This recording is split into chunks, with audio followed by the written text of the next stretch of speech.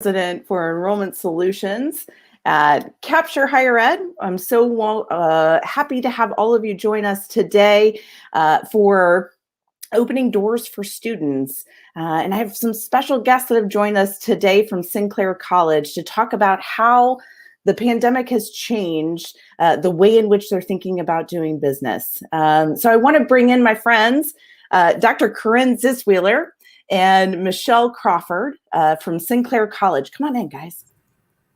Hi, everybody. Thanks so much for joining us. Once again, welcome to the webinar, Opening Doors for Students. We're going to focus on the business of community colleges and what's going on in your world. So to get started, Michelle, Corinne, why don't you go ahead, introduce yourselves, tell us a little bit about how you came to Sinclair, what you do there, and why you love it so much. Michelle, I'll let you go first. Okay, I'm Michelle Crawford. I'm the Assistant Director of Admissions here at Sinclair, and I have been at Sinclair almost 2 years. I came from another institution where I was in the admissions office for about 14 years in a variety of roles. I came to Sinclair looking for a new challenge and also strongly believe in the mission of Sinclair and community colleges in general. So that's fantastic. Corinne? I am Corinne Zisweiler. I am the Director of Admissions and Marketing at Sinclair Community College. I've been here I'll be here for 3 years in June. I actually started my higher ed career at Sinclair teaching right after I got my master's degree. And then I worked at a couple other institutions in the Dayton area, one with Michelle previously before we came to this team together. But I think the mission of community colleges and of Sinclair in particular is really what drew us back, and the profound impact that we can have on our local communities and our economies, and really just opening doors for students. It's just such an amazing attribute of community colleges. So I think it keeps all of us really focused and drawn to this type of work. That's fantastic. In my career, before I hopped over to the other side of the desk, I worked at a 2-year private residential college. So it was one of the few remaining in the country of that JUCO category. But being able to work with students either transitioning in life, right, or in the very beginning of their academic career has been amazing. And I so appreciate the work that you do at Sinclair and the rest of the community college industry. It's great work. It's so important, which is why we wanted to talk today. So we've been partners for a very short amount of time. And so I wanted to be able to bring your story to the market for other community college professionals to listen to reflect on, to connect with. So let's jump in, shall we? For those that are watching live in various streaming platforms, feel free to ask questions anytime. Drop comments. Corinne and Michelle and I will respond to those as we come through the presentation. But let's hop into talking about some of the market conditions today, right? The last 15 months have been wild for institutions of all types, all across the country. I feel like the pandemic has been the great leveler, right, of challenges for higher education. So talk to us a little bit about how the pandemic has impacted and what you're seeing at Sinclair from a business model aspect, from an enrollment perspective. What's going on? Yeah, I think if you would have told us about a year ago, about a year in February, we hosted our largest in-person event on campus. We had over 700 people. It was wall to wall, shoulder to shoulder. And a month later, we were in quarantine. And I think everybody in admissions kind of knows that our processes have been largely boots on the ground, very personal touch, especially at community colleges, out at neighborhood organizations, at high schools, and just really in the community. And so the pandemic definitely gave us our word of last year, which was pivot. We definitely were in a moment to say, oh wow, we're going to have to really rethink how we do everything. And I think it's been a unique opportunity for us to really think about how we've been meeting our audience's needs and see how we can best move into various spaces to do that. So just like everybody else in the beginning, we moved into a really online fashion of hosting virtual information sessions and virtual campus visits and virtual one-on-ones with our admissions team. And then we really looked at our marketing side and said, well, people aren't really driving anymore, so billboards probably aren't the way to go. And so we did have to really pivot into different spaces of digital, which at that point, we weren't leaving the house. Everybody was on Hulu, Netflix, social media. And so how did we really place ourselves in those types of areas so that we could still be at the fingertips of our students when they're ready? And I think the trackability of digital really became important to us because we had no way to communicate really with our markets at that time. So it offered us a way to see if what we were doing, was working. And I think that's become a staple of a really continuous data loop and how to continue to move forward. But like everybody else, I mean, we went into quarantine in March, which would have been our highest yield conversion time of the year for high school students. Mm-hmm. So we lost a lot of opportunity. And when they scattered to the wind, our guidance counselors were just trying to get them across the stage. I mean, it was just really their best effort to try to close out the year. And so some of those transition conversations didn't happen the way they did before. And we had to work in some online forums and some really direct outreach to get the students to get them what they needed to get those next steps. Our students generally are highly reliant on us in personal communications and contact. And so a lot of call campaigns, a lot of text messaging, things that we could do to really get to them. But what we've seen previous to maybe the last couple of months is just a focus on survival. I think especially in our space, we have a lot of adult students who have been displaced or are now, had lots of priorities with children at home and learning. And recently we've started to see a bit of the clouds break with our adult population. We have a couple events that have traditionally been high school events that actually changed to be more adult events. Like 2/3 of the registration were adult students as opposed to high school, which was a very interesting flip for us.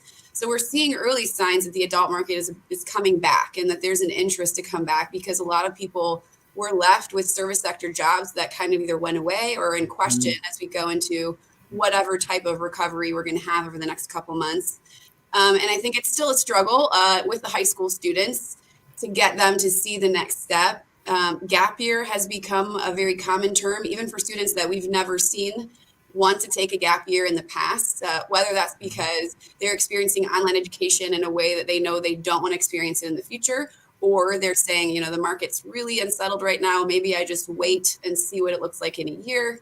And so I think we're kind of battling a couple different fronts with the real goal of not losing classes of students, right? Because once they go out, it's hard for them to come back in and then readjust their lives back to college. And we're seeing the biggest gaps, of course, in very urban, low socioeconomic areas where the applications are a lot lower than we'd like them to be. And our early indicators are showing FAFSAs are lower than they like to be.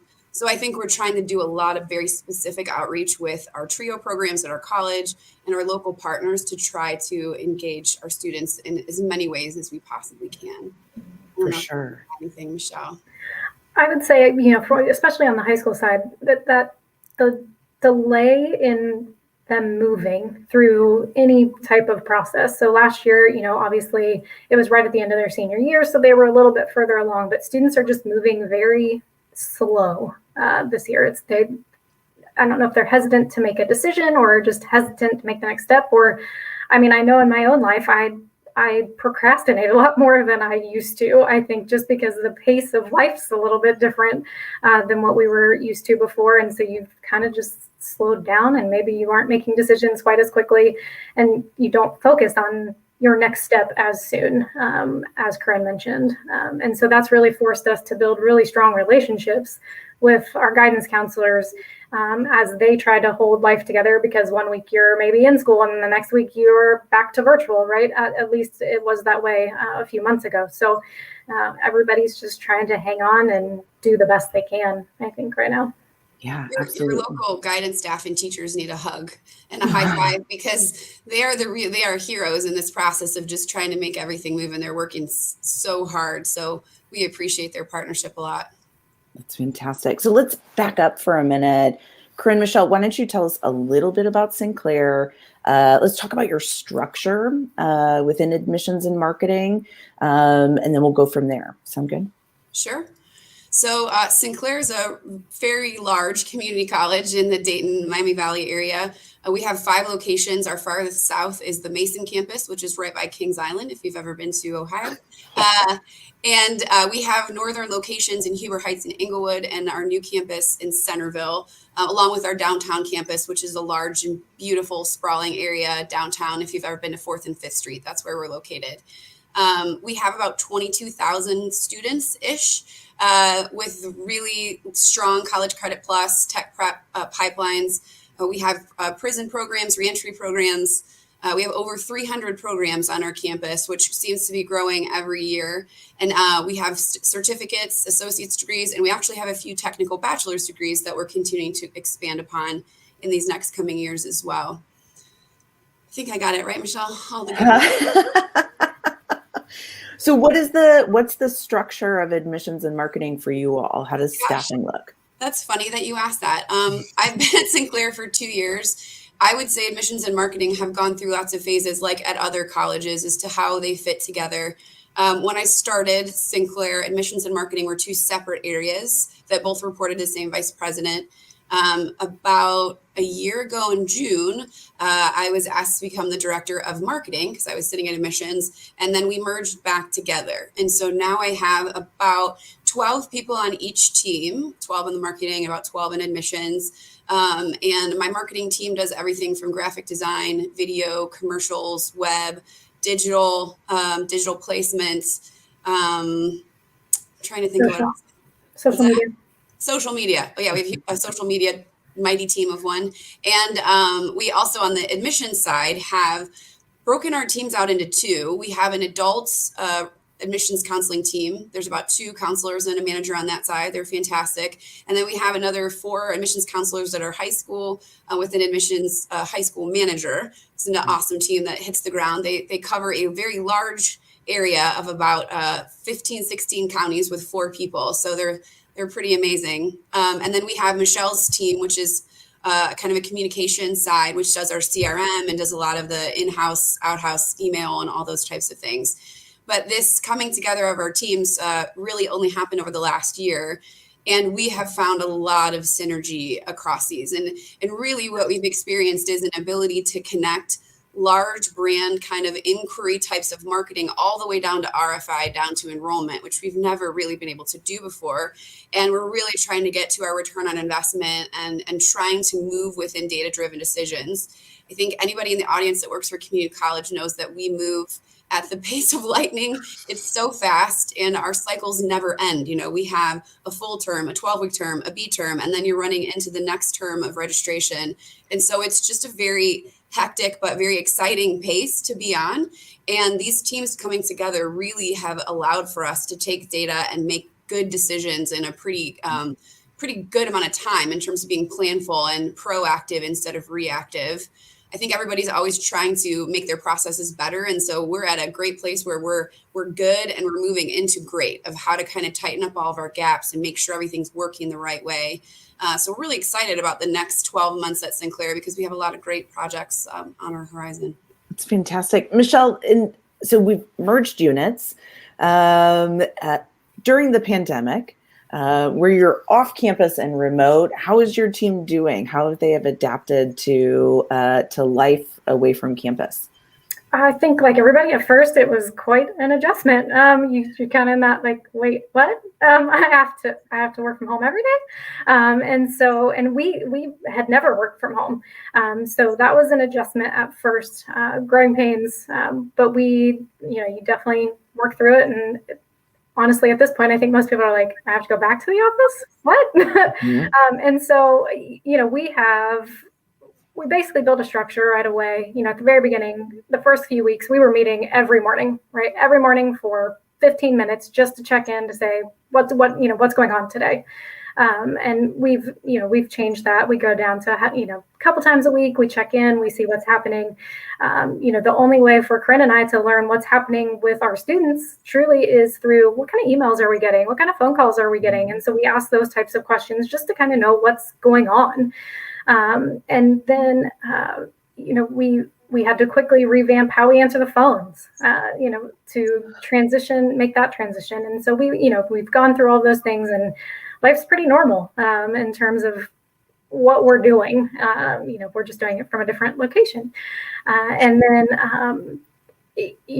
I do think now our struggle is how do we get into schools? How do we speak to high school students? How do we speak to adult students? Where do we find them? Especially adult students, we were finding them at different community organizations and different, just out in the community. And they aren't open either. So what are we doing? How do we find our students? That's our biggest struggle kind of in that daily life, is just making sure we are reaching all of the students that need our assistance. And how do we do that? And so we push, we work hard every day, and that's how we get through. So absolutely. So all over in the news, right? As we look at enrollments shifting from 2019 to 2020 in the community college space, we're seeing figures of, on average, 10% drops in enrollment. How are things looking at Sinclair? And given that kind of pressure, right? What are some of the biggest challenges? I've heard you say the word pivot, Corinne, right? Michelle, you've talked about how to connect virtually, the power of digital, but what are some of the challenges that you experienced, including those revenue shortfalls? We've actually been really blessed. We have great leadership. They not only are so fiscally sound and planful, but also I think during the pandemic, they have really given us the go ahead to kind of, take risks and do what we think is the right thing to kind of keep evolving in this market. And I think because it's so unknown, that trust and freedom for us to say, hey, you guys come with us with ideas of what you think we can do better, and we can do that, has really allowed us to pivot into spaces that we weren't before. Community colleges largely weren't doing, very digitally heavy or heavy recruiting contract type of things, because students have always come to us. We've had ebbs and flows, but we've largely been able to kind of sustain in a different type of environment. And so over the past year, we've really moved and pushed into a space that has traditionally been a 4-year space of searches and ACTs and digital marketing. And we know we have a contract with Capture now because we are trying to leverage every piece we currently have at our disposal, which is turning our website into a lead generator and turning our website into a conversion machine.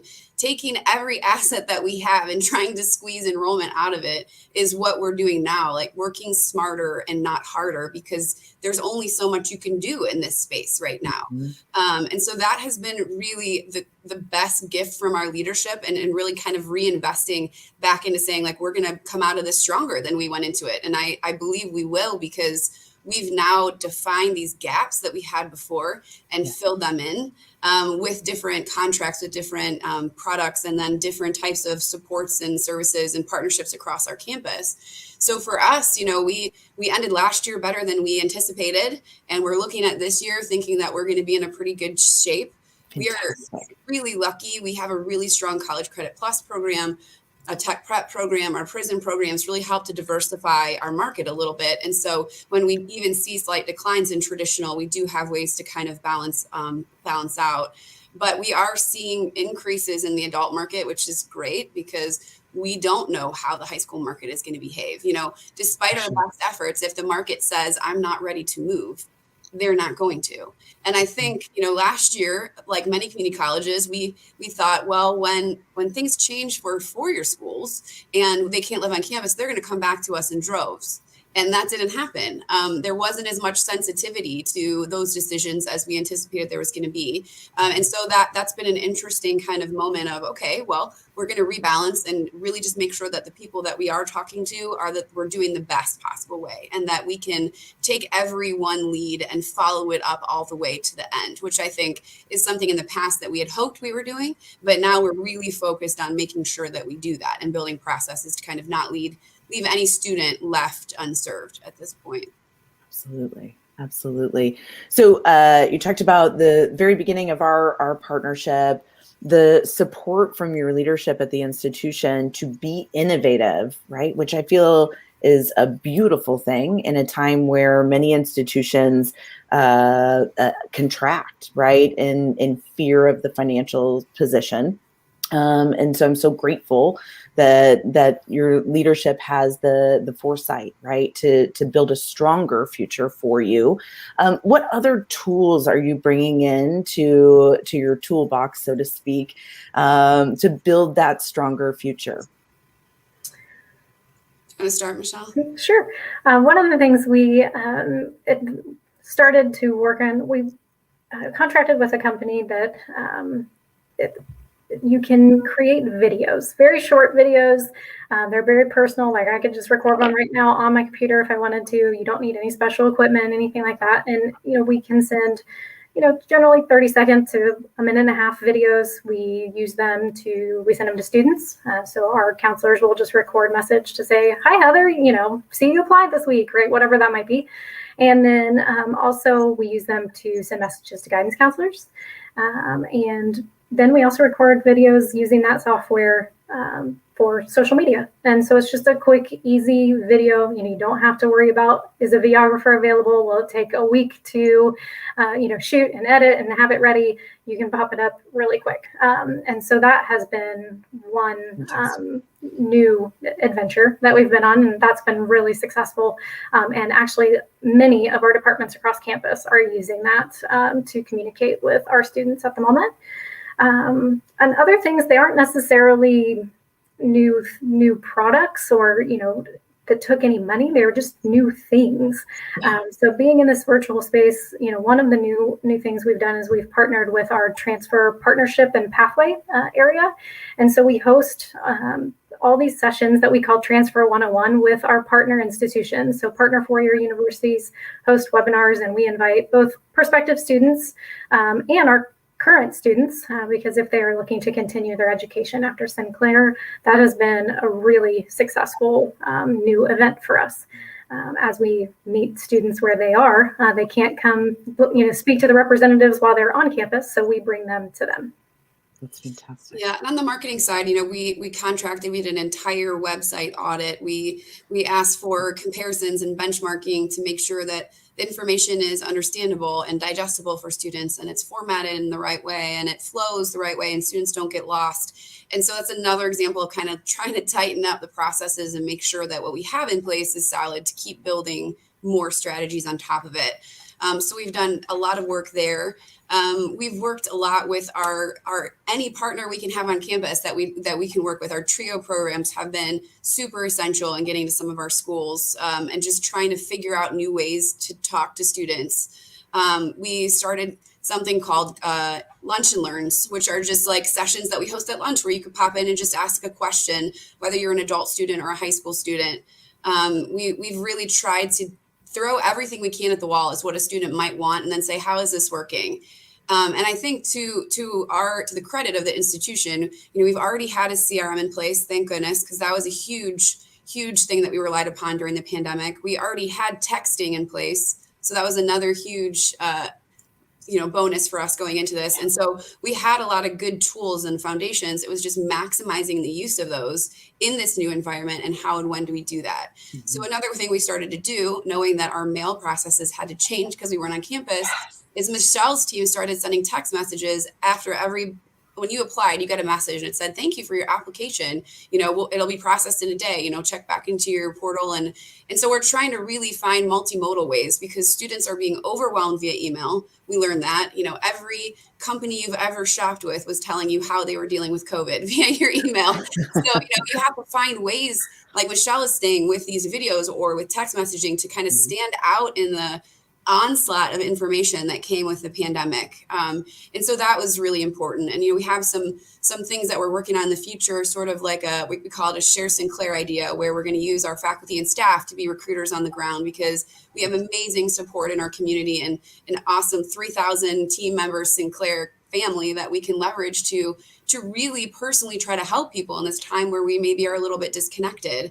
And I think that really goes back to another theme that, relationships are so important right now, because that is the one thing we can rely on to get us to where we need to go.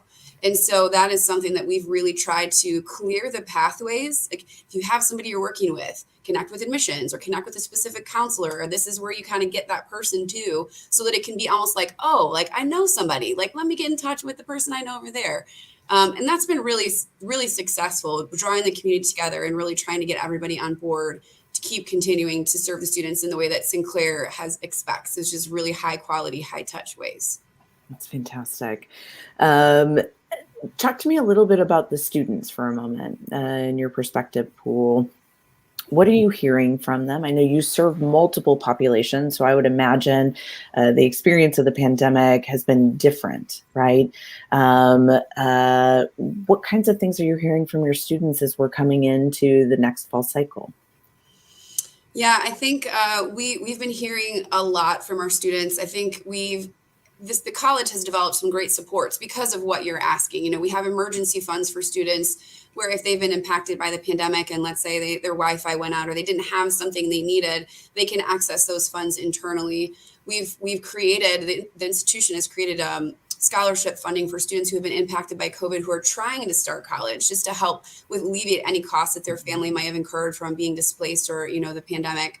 So we've heard that there are definite barriers in terms of being concerned about cost and income, childcare, technology.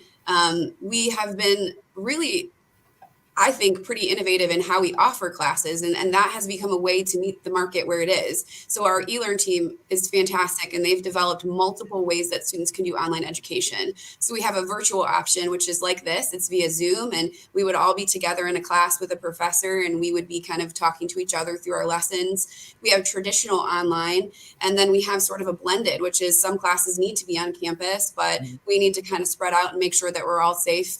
And so they do kind of stagger the classes, maybe in a lab or automotive, and then they'd have certain parts online. So it would be kind of a half and half class.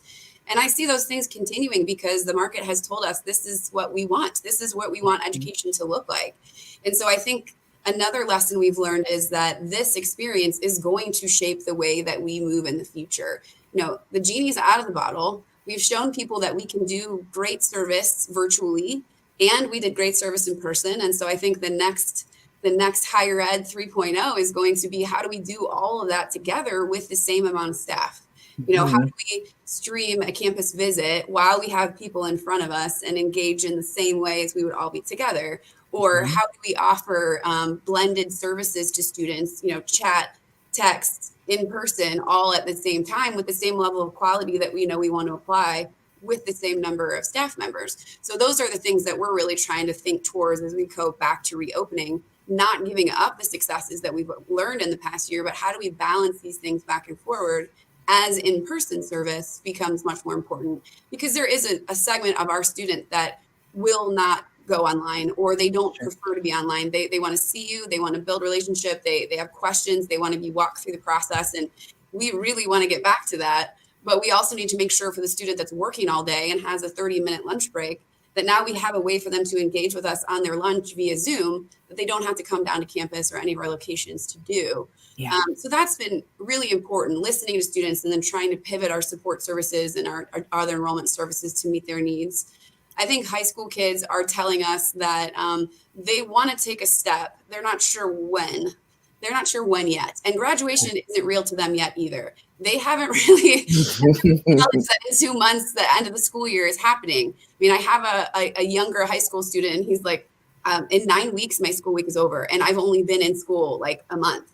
And so I do think there's that strange, it's not real type of thing. It's just been such an off year. And so we're anticipating like very late service, late applications, late conversion, later than normal. And really what we're trying to do is build strategy to do as much as we can on the front end to get those kids who know they're coming served, so that when the kids who decide later are coming, it's not all at one time. We can make sure that we serve everybody in the way that we need to. Yeah, absolutely. Michelle, what is your team hearing from prospective students about whether it just doesn't quite feel real yet, that the end of the year is coming, challenges that they're experiencing as they're making choices about the next step for themselves? What kind of things are you hearing? I think, just like Corinne just said, they're going to make a step. They just don't know when they're going to make a step. And so, I feel like our team, the high school side at least, there's a lot more interaction with each individual student, right? So it's a lot more contact points, a lot more touch points than potentially what we would have been making not even going to say last year, the year before last, just so that we can help move them through the next steps. Just make sure that, we're maintaining that contact with them to be sure they don't have any questions and they're not ready to take that next step. But that is mostly, most students are still just kind of sitting, waiting, right? They're just not sure where to go and when to make the next step. And so to Corinne's point, that's what we're working on right now, is kind of starting to give those gentle nudges at the moment of, hey, we can do this next step. It's time, right? Have you done that FAFSA? Let us help you, right? Some of those types of things that we know students are maybe just a little bit behind in the sense of compared to a typical year. They're just hesitant. Sure. Too, we are doing lead generation much later in the year than we normally would, because at this point we're looking at applications and inquiries and saying, like, this is not where we need to be. We need to be still filling the top of our funnel to get to those enrollment goals. And so our social media team has been doing forms and inquiry pieces on social media, which have been largely popular that weren't before. Give us your information and we'll give you a call has become really important on social media. And so people are more willing to give their information online to get service because they don't know how to make some of those steps right now without a physical location open that they can go to. And so digital has become the frontier right now. It's the place where you need to expand if you're not being, but also we've seen the conversion of online inquiries not be as high as personal. There's something different about signing up for a virtual event that you're not committed to it. So we see 40% show rate to our online events, where our in-person events were much higher. And so I think we're getting a lot of leads, but we have to work really hard at them to get them to that next step, because there's not a lot of actual face-to-face commitment that you have from them to move through the process. So we've really had to bolster our inquiry support and our application support and our conversations, like Michelle said, with multiple touch points across multiple different email, texts, call. How many times we have done that in the last year is probably crazy. And I think to a point, sometimes students are saying, I'm not ready, call me back in a little bit because I'm dealing with life. And so we've tried to balance, being there when they need us without overwhelming them when they're trying to deal with other things. And that has been something that we've really finally, I think we've got our pace towards, to be there when they're ready, but to not be overwhelming in their process. For sure. Thank you for that. So we have a couple of minutes left, and we have a lot of different enrollment and marketing professionals from community colleges and all types of institutions. And so I'm going to ask you to reflect for a minute and give a little bit of advice based on the experience that you have. So as you think about 2020, right, and the first quarter really of 2021, and think back about the experiences that you've had, right, the challenges that you've uncovered and worked through, what are 2 or 3 pieces of advice that you would give to a colleague in the community college sector to help them think about the future and building that strong future for themselves? Yeah, I think data is your best friend right now to tell the story, because what we do know is our effort isn't always reflected right now in the numbers that people are seeing. So any trackable, anything that you can show to say we did this thing and it worked in this way is hugely important for our leadership to understand kind of what we're experiencing in this space that is largely unpredictable. I would say take care of your teams, because they are definitely working really hard and balancing a lot. We're a very tight-knit team. And so even being separated from each other, that's been hard, mental health wise, balance wise. Make sure you're taking care of your teams, because we're asking them to work usually longer hours in their own home offices, and there's not a lot of separation or sometimes even a lunch break. Some of us are on Zoom from 8 to 5 without a lot of break in between.